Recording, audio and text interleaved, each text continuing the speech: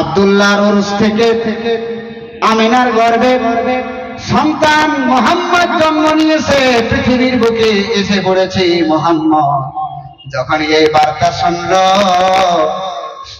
সঙ্গে সঙ্গে আবু লাহাব বলল, সুহাইবা রে সুহাইবা, তুমি শোনো, হাদিসের ভিতরে এসেছে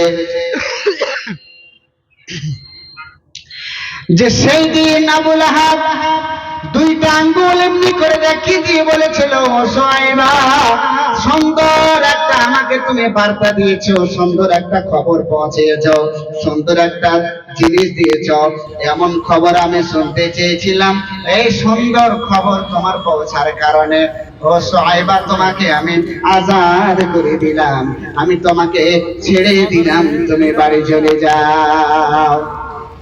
সেই যুগে একটা গোলাম আজাদ করে দেওয়া মানে এখনকার যুগে 100টা উটকে কুরবানি করে দেওয়া, এত দামি ছিল সেই সময়কার গোলাম, সেই সময়কার কৃষকের। সেই গোলাম আজাদ করে দিয়ে বলতেছে আবু লাহাব, যে সুহাইবা, তোমাকে আমি আজাদ করে দিলাম, অতএব তুমি আজকে আমার বাড়িতে আর কাজ করবে না, তুমি বাড়ি চলে যাও।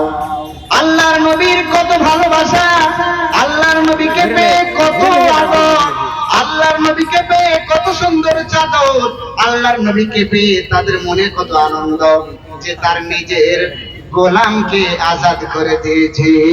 আমার আর আল্লাহ তাআলা, আল্লাহ